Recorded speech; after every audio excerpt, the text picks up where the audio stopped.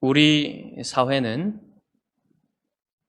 이제 고대인들의 우상숭배는 거의 사라졌죠. 우리 주변에서 지금 옛날 사람들이 하던 우상숭배를 잘 볼 수가 없잖아요. 세상 사람들도, 안 믿는 사람들도. 그렇지만 여전히 우상숭배 정신은 남아 있습니다. 우상숭배 정신의 핵심은 나를 위하여예요. 나를 위하여 우상을 만드는 거죠. 우상숭배가 헛된 것은 나를 위하여 우상숭배를 하지만 우상이 나에게 내가 원하는 행복을 줄 수 없다는 것입니다. 그래서 하나님은 이 우상들을 깨트리시고 우상숭배를 근절하도록 하시는 거예요. 이게 하나님이 우리를 사랑하시는 하나의 방법입니다. 그래야만 우상숭배가 근절되어야만 사람들이 진정한 행복을 얻을 수 있기 때문에. 여호와께서 애굽의 10가지 재앙으로 애굽을 치시는 것도 이 우상 숭배를 근절하시기 위함이시죠. 그리고 참신이신 여호와의 이름을 그들에게 알게 하시려는 거예요. 그런 목적으로 10가지 재앙을 내리시는데 그 목적은 오늘을 사는 우리들에게도 여전히 변함없이 주어지고 있습니다. 하나님의 목적이 변함이 없어요. 오늘날에도 여전히 깨뜨려져야 될 생각들과 행태들이 여전히 남아있기 때문에 그것들이 깨져야만 우리가 진정한 행복을 알게 되고 우리 이 세상에 사는 모든 사람들이 또 하나님을 알 수 있는 길들이 열려지기 때문에 하나님이 지금도 그 목적을 변하지 않으시고 행하고 계시다는 것입니다. 그래서 오늘 본문을 통해서 여러분들이 하나님이 원하시는 구별된 삶이 무엇인지 분별하고 세상에서 자신을 확실히 구별하여서 빛과 소금 된 삶을 살 수 있기를 바랍니다. 여호와께서 나일 강물을 쳐서 피로 만드신 후에 며칠이 지났다고 합니까? 2일가 지났다고 했죠? 7일이라는 시간이 이 첫째 재앙과 둘째 재앙 사이에 있다는 것을 말해주는 겁니다. 바로가 첫째 재앙을 맞고 나서 마음을 부드럽게 하고 하나님의 뜻대로 이스라엘 백성을 보내주면 좋겠지만 여전히 바로는 마음을 완강하게 하여서 이스라엘 백성을 보내주지 않습니다. 그러니까 여호와께서는 이제 또 다른 재앙으로 이 애굽을 치시려고 모세를 부르시죠. 그래서 모세에게 명령을 하십니다. 명령을 하시는데 먼저 바로에게 줄 여호와의 메시지를 전하게 하고 두 번째는 아론에게 이렇게 명령해라 라고 하시는데 먼저 바로에게 줄 메시지는 이겁니다. 여호와의 말씀에 내 백성을 보내라. 그들이 나를 섬길 것이니라. 하나님의 요구는 여러분 전혀 변하지 않아요. 계속 똑같이 이 하나님의 요구는 계속해서 주어집니다. 내가 만일 보내기를 거절하면 내가 개구리로 너의 온 땅을 치리라. 개구리가 나일강에서 무수히 생기고 올라와서 내 궁과 내 침실과 내 침상위와 내 신하의 집과 내 백성과 내 화덕과 내 떡반죽 그릇에 들어갈 것이며 개구리가 너와 내 백성과 내 모든 신하에게 기어 오르리라 하셨다. 이렇게 전하라고 했죠. 그리고 아론에게 명령할 것은 간단합니다. 지난번처럼 내 지팡이를 잡고 내 팔을 강들과 운하들과 못 위에 펴서 개구리들이 땅 위에 올라오게 하라. 이렇게 명령하라는 거예요. 그런데 이제 본문에 보시면 모세가 바로를 찾아가서 메시지를 전하고 아론에게 명령한 것은 다 생략하고 그냥 모세가 이미 다 했다는 것을 전제하고 바로 아론이 즉시 순종하는 것. 그것부터 시작을 하죠. 그러니까 개구리가 올라와서 애굽 땅에 다 덮였다고 합니다. 여러분, 개구리가 재앙이 된다는 건 참 우스꽝스러운 거예요. 개구리는 여러분 하나도 안 위험하잖아요. 그리고 벌레들도 잡아주니까 오히려 이롭지 않겠습니까? 개구리가 많아지면? 그러니까 좀 개구리로 애굽을 친다는 것은 조금 이해가 되지 않는 부분들이 있습니다. 그렇지만 이제 진행되는 걸 보면 이게 왜 재앙이 되는지를 알 수가 있어요. 처음에 개구리들이 막 마을들에 나타났을 때 아이들이 개구리다 하면서 신나하지 않았겠습니까? 근데 이게 그냥 아이들이 있는 곳에 개구리가 많아지는 것뿐만 아니라 집 안으로 들어가서 이 빵을 굽는 화덕에도 뛰어들고 빵을 반죽하는 그릇 위에도 뛰어드는 겁니다. 얼마나 많이 들어왔으면. 그러니까 어머니들의 얼굴에서 웃음기가 사라지겠죠. 애굽 사람들이 이제 믿고 있었던 이 개구리 여신이에요, 여신. 이 여신의 이름은 헥트 또는 헤케트라고 합니다. 이 개구리 머리에 개구리 손발이 있는 반인반수의 여신이에요. 남편은 크눔이라고 하는 신인데요. 이 남편이 이제 흙으로 사람을 이렇게 빚어 만들면은 헤케트가 거기에다가 숨을 불어 넣는 역할을 하는 것으로 그려집니다. 신화에. 그러니까 이 여신이 다산의 여신이 되겠죠. 그러니까 아기들한테 다 숨을 불어 넣어서 아기들이 태어난다고 보는 거예요. 그리고 이 헤케트의 역할은 뭐냐면 개구리 신이잖아요. 개구리 여신이잖아요. 그러니까 개구리가 많이 증가하면 안 되니까 개구리의 증가를 억제하기 위해서 개구리를 잡아먹는 악어를 보호하는 신이다. 그리고 애굽 여인들이 아기들을 낳을 때 그 출산하는 고통을 들어주고 덜어주고 그들을 보호하는 역할을 하는 그런 여신이다라고 믿었기 때문에 이 다산의 신이 되는 거예요. 그런데 이 여신이, 이 헤케트라는 여신이 모든 개구리들 안에 있다고 믿은 거예요. 그래서 개구리를 죽일 수가 없습니다. 애굽 사람들은 개구리를 안 죽여요. 못 죽여요. 이런 그런 신앙이 있기 때문에. 그래서 이 개구리 재앙이 되는 이유가요. 오면 죽이면 될 거 아닙니까? 근데 못 죽이니까 이게 재앙으로서 효과를 발휘하는 거예요. 엄청난 개구리들이 와도 아무도 죽이지 못하고 이러고 있는 겁니다. 심지어는 바로의 침실에까지 들어갔다고 해요. 바로의 다리에, 바로의 얼굴에 막 개구리가 올라가는 겁니다. 이것은 바로와 애굽 사람들의 이 거짓된 신앙에 대한 하나님의 반어법적인 대답이에요.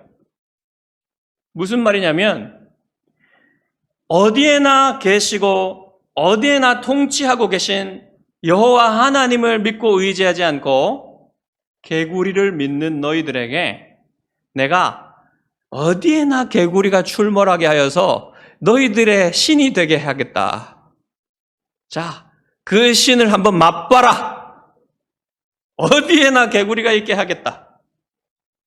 좋냐? 이거죠. 반어법적인 재앙인 거예요. 그러니까. 애굽 사람들은 바로를 많이 경외했죠. 근데 개구리들은 이 경외심이 하나도 없어요. 그냥 바로인지 뭔지 모르고 막 뛰어오릅니다. 그러니까 이 바로가 얼마나 애굽 사람들 앞에서 창피를 당했겠어요. 그러니까 말 그대로 바로 위에 개구리가 있는 거죠. 개구리가 애굽의 신이 되는 거예요. 참으로 우스꽝스러운 재앙이 벌어지고 있는 것입니다. 그런데 이 애굽 사람들은 왜 이 다산의 여신을 숭배를 했을까요? 여러분 고대 세계에서 이 의술과 병원이 발달하지 않았던 고대 세계에서 출산을 하는 건요, 너무너무 힘든 일이었어요. 다산을 바라는데 출산하는 것이 너무 힘든 일이잖아요. 그러니까 여러분, 지난 세기에 그 초기만 해도 우리나라에서 보세요. 너무 많은 사람들이 출산을 하다가 죽기도 하고 또 아기들이 태어나서 금방금방 죽고 그랬잖아요. 산모들이 정말 많이 죽었어요. 출산을 하다가. 죽지는 않더라도 여러분 출산의 고통이 얼마나 큽니까? 그 고통스러운 출산을 여러 번 해야 되는 그런 상황에서 여인들이 또 뭐 다른 사람들도 마찬가지죠. 여인들만 출산에 관계하는 건 아니잖아요. 그러니까 이 출산에 관한 무엇인가 의지할 만한 것을 찾아야 됐다는 것입니다. 여호와를 의지하지 않고 여호와를 믿지 않는 사람들은 뭔가 이 고통스러운 것에 경감시켜 줄 수 있고 뭔가 의지할 만한 것을 찾아야 되잖아요. 그게 바로 개구리 여신이라는 거예요. 다산의 여신이라는 거. 이런 것이 있으면 좋겠다는 거죠. 그래서 다산의 여신을 찾은 것입니다. 그런데 오늘날 우리 사회에서 여러분 대체로 다산을 원치 않아요.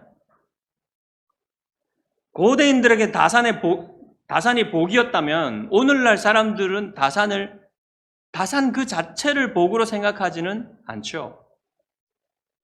오히려 대책 없이 많이 넣으면 뭐하냐 이런 식이죠. 근데 오늘날에는 여러분 원하기만 한다면 다산을 할 수 있는 여건들이 마련되어 있어요. 그럼에도 불구하고 다산을 하려고 하지는 않습니다. 여전히 출산이 고통스럽고 힘겨운 과정인 것은 맞지만 그래도 하려고만 한다면 여러분 다산을 할 수 있는 모든 기술이라든지 여건들이 마련되어 있잖아요. 그런데도 다산을 꺼리잖아요. 이게 여러분 출산 자체가 아니라 문제가 뭡니까? 양육이 힘들다는 거예요, 요즘은. 우리나라는 대가족 사회에서 급격하게 핵가족 사회로 변해가면서 이 양육의 책임이 오롯이 부모에게만 이제 맡겨지는 겁니다. 대체로 그렇잖아요. 부모가 책임을 져야 되잖아요. 그런 상황에서 양육하는 것이 너무 힘들어졌고 또 맞벌이가 이제 일반화되다 보니까 맞벌이를 하면서 자녀를 키우는 거 정말로 힘든 거예요. 그래서 사람들이 뭐라고 합니까? 세상에서 가장 힘든 게 애들 키우는 거다. 이런 말도 있을 정도죠. 그러니까 이제 부모님들이 조부모님들의 도움을 받을 수 있으면 그래도 좀 낫지만 조부모님들이 어디까지 아이들을 키워줄 수 있을지도 모르고 다 조부모님들의 그 도움을 받을 수 있는 건 아니잖아요. 그러니까 어쩔 수 없이 이제 양육기관에 보육기관에 맡겨야 되잖아요. 보육기관에 맡기기는 하지만 또 다시 보육기관에서 찾아오는 그 상황부터 또 새로운 힘듦이 시작되고 아이들이 학령기에 들어가면 또 학원에 맡겨야 되고 이러니까 비용도 얼마나 많이 듭니까? 이래서 여러분 이 출산율이 떨어질 수밖에 없어요, 사실은. 그리고 여러분 또 결혼 연령이 자꾸 늦어지잖아요. 그러니까 비용이나 체력 면에서 이게 쉽게 많은 아이들을 낳을 생각을 못하는 겁니다. 그러니까 출산율이 떨어지는 건 당연한 거죠. 그래서 오늘날 여러분도 알다시피 우리나라의 출산율은 정말 지극히 낮습니다. 이게 사회 문제로 엄청나게 큰 사회 문제로 대두가 되는 것이죠. 해결을 하려고 해도 뾰족한 수가 없어요. 정치인들이 이런저런 얘기를 내놔도 안 돼요, 잘. 그래서 저는 그리스도인들이 이 자녀를 낳아 기르는 일에 헌신해야 한다고 저는 믿습니다. 이것이 오늘날 또 우리 그리스도인들을 향한 하나님의 부르심이에요. 아무리 어렵더라도 둘 이상은 낳자. 둘 이상은 낳아서 기르자. 셋이면 더 좋고 둘이면 쌤쌤이고 그래도 유지는 되잖아요. 둘 하면. 남들이 하나도 안 낳는데 그리스도인들이 둘을 낳으면 얼마나 돋보이겠어요. 이게요, 힘들어도 행복하고 의미 있는 일입니다. 하나님께서 주신 자녀니까 하나님이 지켜주시고 돌보아 주시고 키우게 하실 것이라는 믿음을 가지고 낳아서 기르면 돼요. 왜 그래야 됩니까? 이렇게 분명히 물을 겁니다. 분명히 이제 청년들이 물을 거예요. 그러면 저는 뭐라고 대답할까요? 하나님의 영광을 위해서라고 대답할 겁니다. 여러분, 그리스도인들이 이 일에 헌신하여 어릴 때부터 아이들을 믿음으로 하나님 말씀으로 잘 양육하면 그것이 교회의 힘이 됩니다. 든든한 교회를 세우는 바탕이 됩니다. 그리고 사회가 아름다워지는 바탕이 되죠. 그리고 그것이 모이면 국가가, 우리 나라가 건전하고 부강한 밑거름이 되는 거예요. 이렇게 해서 하나님의 통치가 가정과 사회와 나라에 편만하게 미치게 되는 것이죠. 그렇기 때문에 여러분 그리스도인들이 자녀들을 될 수 있으면 많이 낳아서 아름답게 믿음으로 양육하는 것, 그것이 우리를 위한 하나님의 부르심이라고 할 수가 있는 겁니다. 여러분, 이 문제에 관련된 또 한 중요한 문제가 하나 있습니다. 그것이 뭐냐면 낙태의 문제예요. 아주 힘든 마음으로 제가 이 말씀을 드려야 됩니다. 정치적으로는 제가 접근하지 않는 게 좋습니다. 왜냐하면 정치적으로 들어가게 되면 너무나 복잡하고 또 민감하고 이런 문제이기 때문에 정치적으로는 제가 접근하지 않기를 원하고, 하지만 정치권에서도 여러분 누군가는 그리스도인들이 이 일을 해야 됩니다. 그리스도인이 아니라도 이 낙태 문제에 대해서 일을 해야 될 부분들이 있어요.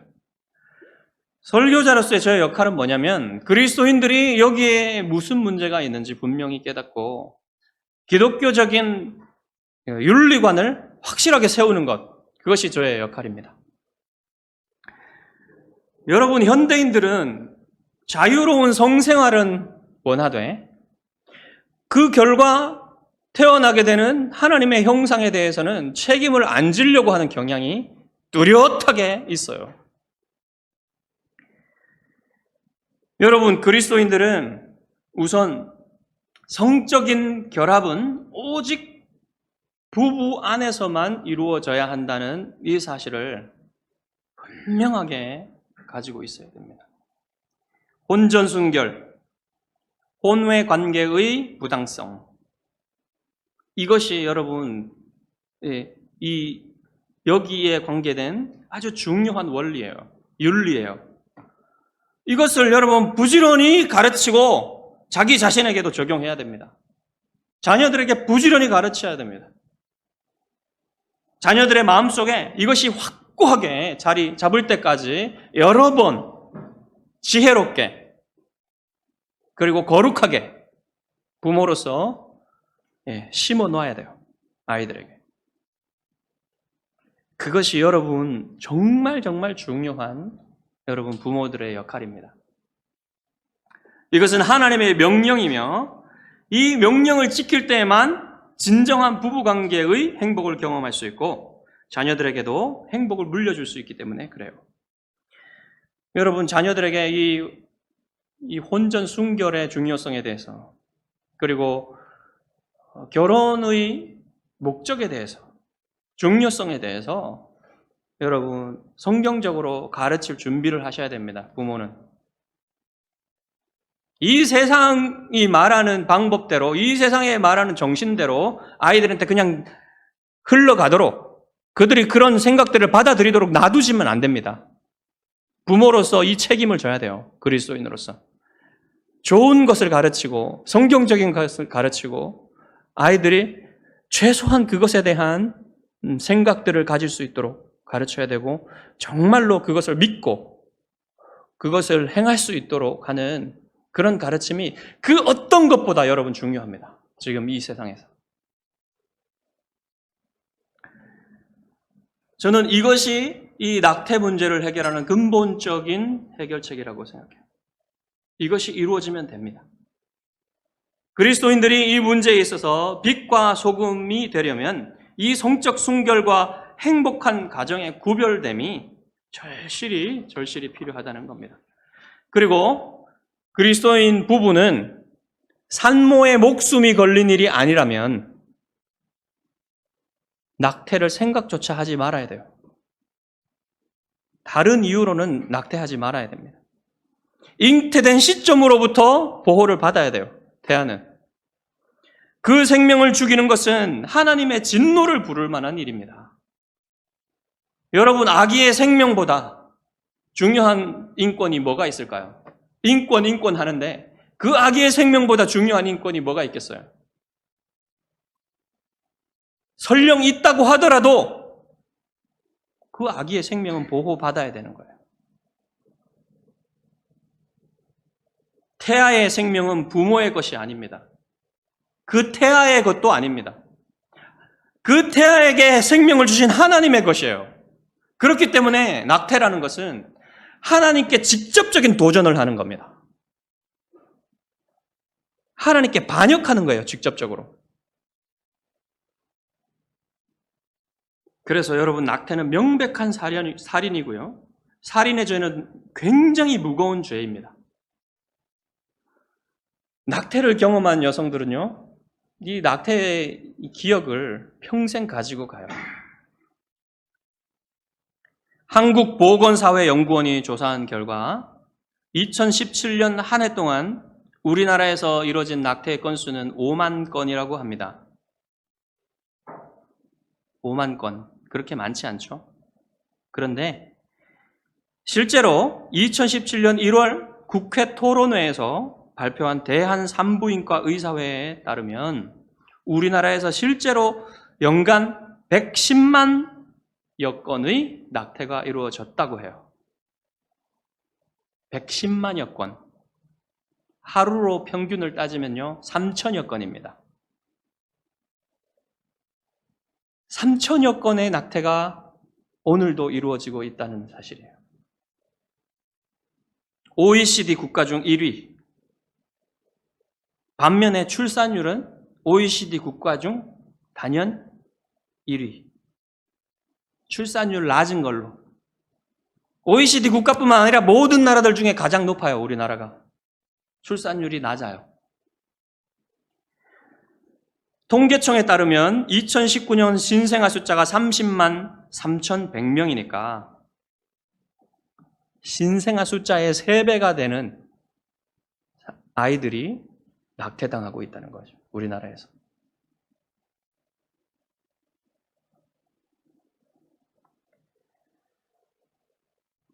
보건복지부가 2010년에 15세에서 44세의 가임기 여성들의 낙태 실태를 조사한 결과 거의 30%가 낙태를 경험했다고 합니다.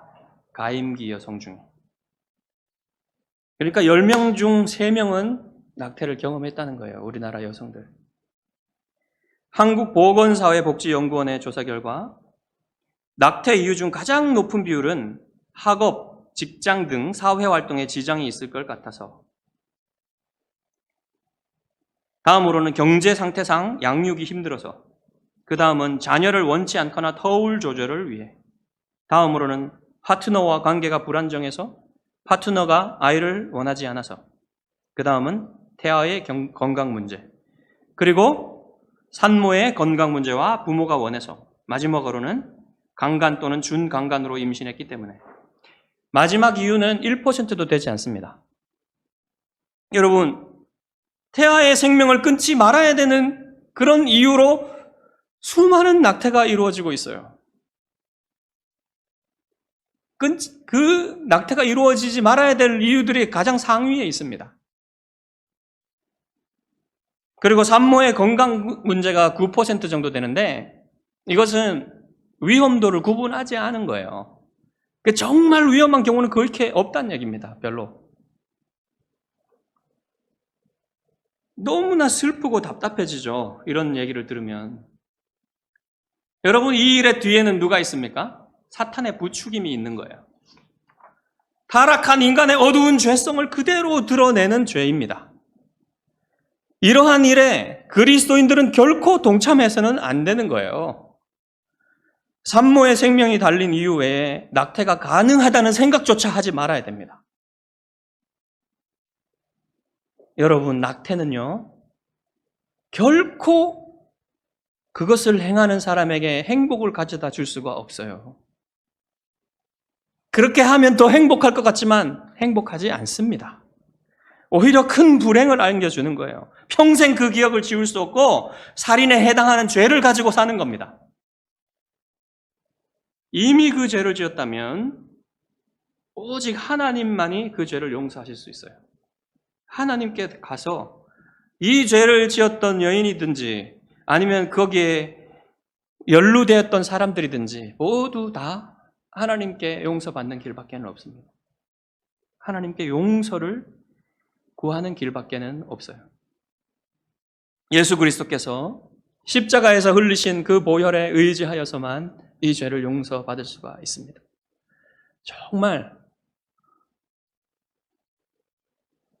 정말 큰 죄이지만 살인의 죄도 하나님은 용서하십니다. 그가 진정 하나님의 용서를 구할 때 예수 그리스도의 보혈에 그 공로에 의지하여서 구할 때에 하나님은 용서해 주십니다. 사탄은 그를 따르는 사람들에게 절대로 행복을 줄 수는 없어요. 비참한 고통만 주는 겁니다. 낙태도 그 중에 하나예요.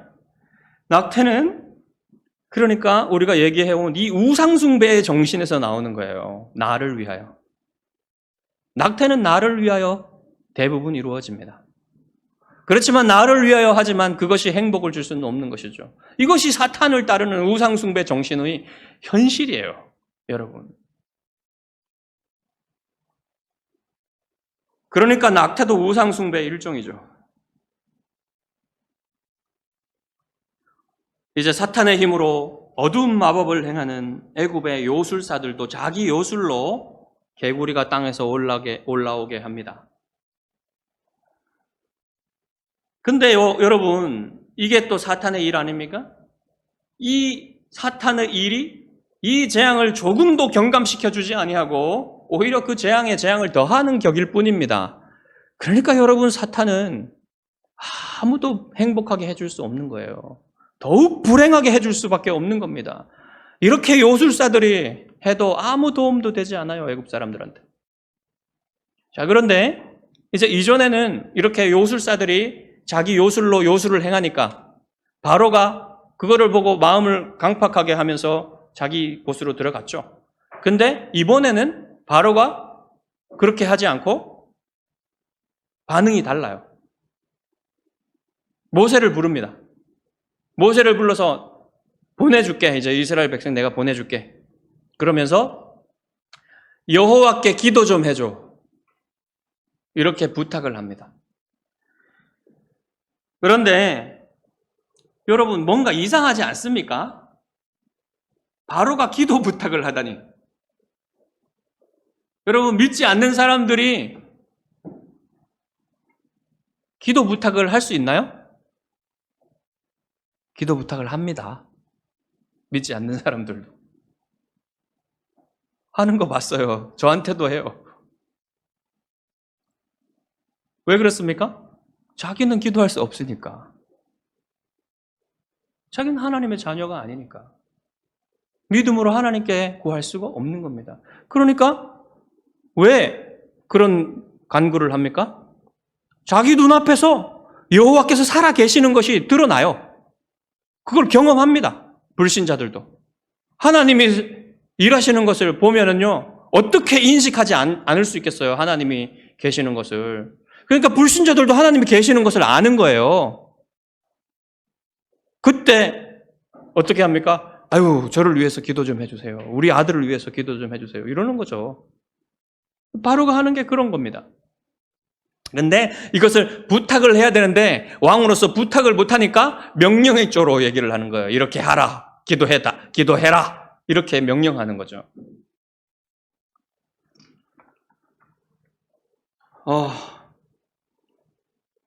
바로는 자기가 직접 하나님께 기도할 수 없으니까 이제 모세에게 부탁을 해서 기도를 해달라고 하는데, 여러분, 이 바로가 하나님이 계신 것을 이제 알고 기도까지 부탁을 했는데, 여러분, 바로에게 믿음이 있어서 그런 겁니까? 아니죠. 그에게 구원받는 믿음은 없어요. 여러분, 이것이 구원받는 믿음이 없는 사람들의 비극입니다. 자기는 기도가 필요한 것을 이제 알았는데, 하나님의 도움이 필요한 것을 알긴 알았는데, 자기가 기도할 수 없는 거예요. 믿음으로. 왜냐하면 하나님의 자녀가 아니기 때문에. 그런데 여러분, 우리는 어떻습니까? 우리는 하나님의 자녀로서 하나님께 기도할 수 있는 특권을 가진 거예요. 특권. 기도가 이게 특권입니다. 하나님의 자녀만 할 수 있는 특권이에요. 하나님의 자녀가 아닌 사람들은 기도할 수가 없어요. 실제로. 정말 급하면 기도를 합니다. 어느 신에게나 대고 기도를 해요. 자기의 마음을 자기의 필요를 어느 신에게나 구합니다. 그럴 때에 하나님이 이 불신자들의 기도를 들어주시겠습니까? 때때로 들어주십니다. 그런 일도 있어요. 그런데 그 기도 응답은 자녀이기 때문에 들어주는 기도가 아니에요. 아버지로서 들어주시는 기도가 아니에요. 하나님의 뜻이 이 땅에 이루어지게 하시는 하나의 방법으로서 그 기도를 들어주시는 겁니다. 그 사람에게도 그것이 도움이 되겠지만 결국 하나님의 뜻을 이루시기 위해서 그 기도를 들어주시는 것이지, 하나님이 아버지이시기 때문에 들어주시는 건 아니에요. 그렇지만 여러분은 하나님의 자녀이기 때문에 기도할 수 있고, 여러분이 기도하시면 하나님이 아버지로서 들어주시는 거예요. 하나님은 여러분에게 필요한 게 뭔지 잘 아십니다. 기도하지 않아도 잘 아세요. 하나님은. 그런데 왜 기도해야 됩니까?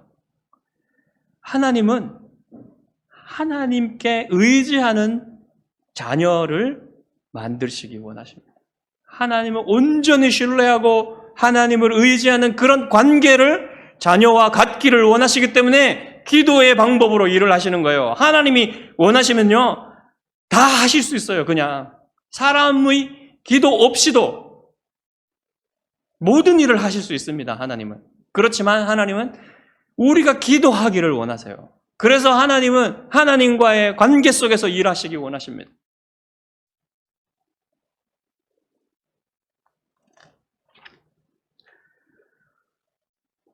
그러면 모세가 이제 바로의 기도 요청을 받았을 때 즉시 들어주면 좋겠는데, 그 당시에 바로 기도하면 좋겠는데 바로 기도하지 않고 무엇을 합니까?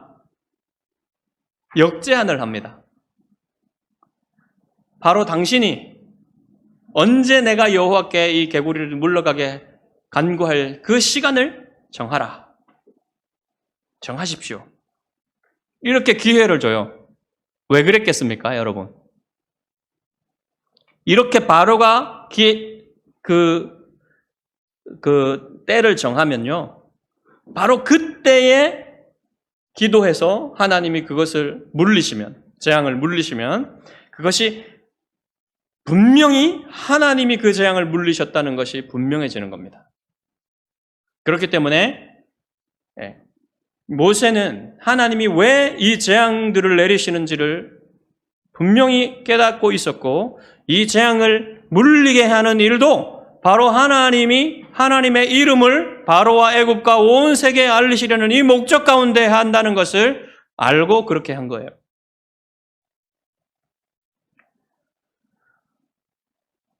바로는 지금 당장 이렇게 하지 않고 뭐라고 했습니까? 그때를 내일이라고 했죠. 내일. 왜 내일이라고 했을까요? 지금 당장 해달라고 그러면 좋지 않겠습니까? 근데 저는 이렇게 생각이 돼요. 내일이라고 하면 내일까지 가는 동안 개구리가 물러가면 더 좋지 않겠는가? 하나님의 힘을 빌지도 않고도 뭔가 방법을 찾아서 개구리를 물러가게 할 수 있다면 우리에게 더 좋지 않겠느냐? 그렇지만 그게 안 된다면 내일이 가장 가까우니까 내일 하는 것이 좋겠지. 저는 이런 생각으로 했을 거라고 생각을 합니다. 바로의 마음에 안 들어갔으니까 모르겠지만. 그래서 다음날 모세가 여호와께 간구를 하니까 여호와께서 들으시고 개구리가 집과 마당과 밭에서부터 다 나와서 죽습니다. 그러니까 사람들이 이 개구리들을 다 모아가지고 사체들을 모아서 무더기를 쌓아 놓는데 이것이 썩으면서 엄청난 악취를 풍겨요. 여러분, 이 악취가 엄청 났을 겁니다. 벌레도 엄청 끌었을 겁니다. 엄청 재앙적인 거죠, 이것도. 바로는 여호와께서 자기의 요청대로 모세의 기도를 들으시는 것을 보았지만 숨 쉴 틈을 찾게 되자 또다시 스스로 마음을 완강하게 했다 그래요. 특이한 표현이죠. 여호와께서 바로의 마음을 완악하게 하시고 또는 바로의 마음이 완악하게 되었다 이렇게 했지만 여기서는 바로가 스스로 자기 마음을 완강하게 했다 이렇게 표현합니다. 여러분, 멸망을 자초하는 길이죠. 여호와께서는 이렇게 회개하지 않고 완강하게 버티는 사람들에게 심판을 준비해 놓으셨습니다. 자기 죄가 드러날 때는 마음을 완강하게 하는 것이 아니라 여호와께 회개하고 빨리 돌이키는 것이, 여호와의 뜻대로 하는 것이 그게 살 길입니다.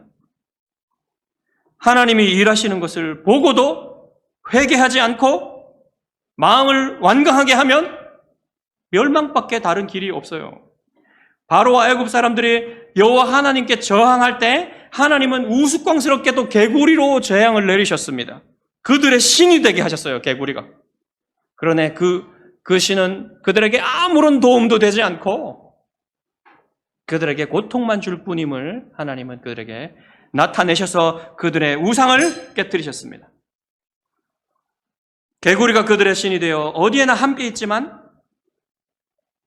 여러분, 그 우상 숭배는 아무런 도움도 주지 못하고 오직 고통만 줄 뿐임을 우리 모두도 깨달아야만 하는 것입니다.